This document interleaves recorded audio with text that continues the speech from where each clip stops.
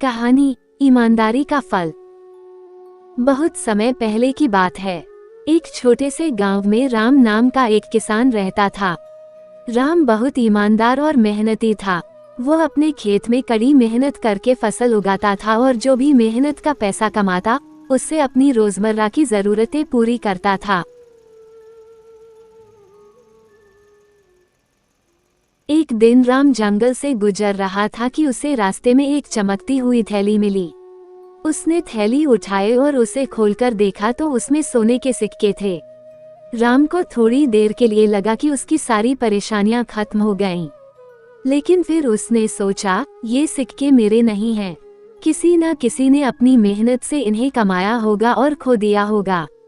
मुझे इसे उसके असली मालिक को लौटाना चाहिए। राम ने थैली लेकर गांव के मुखिया के पास जाने का निश्चय किया। उसने मुखिया से कहा कि मुझे रास्ते में ये थैली मिली है और मैं इसे असली मालिक को लौटाना चाहता हूँ।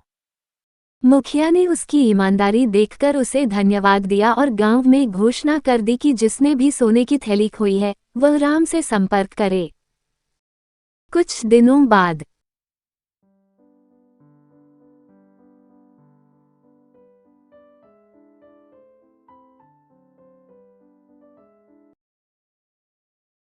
एक व्यापारी आया और उसने बताया कि वह थैली उसकी है।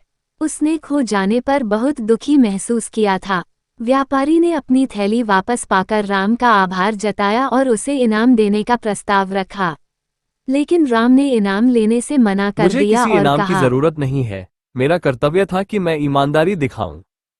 राम की ईमानदारी की कहानी पूरे गांव में फैल गई। लोग उसकी सच्चाई और उसके अच्छे चरित्र की तारीफ करने लगे।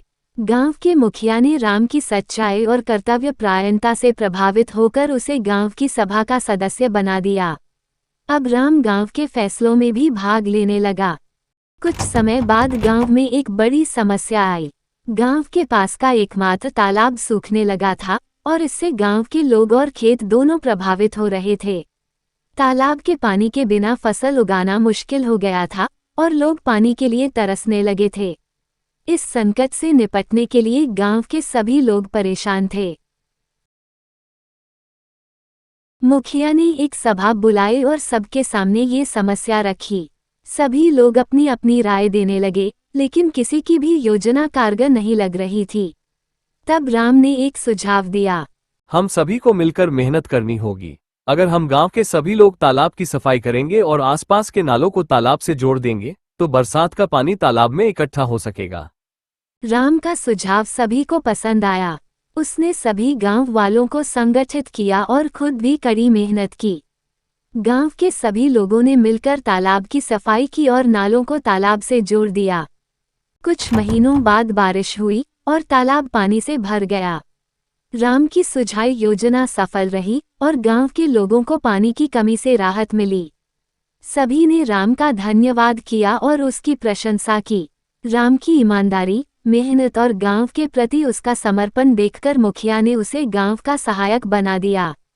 राम की मेहनत और उसके नेतृत्व में गांव में खुशहाली लौट आई। अब सभी लोग राम की बात को बहुत मानते थे और उसे अपना मार्गदर्शक मानते थे।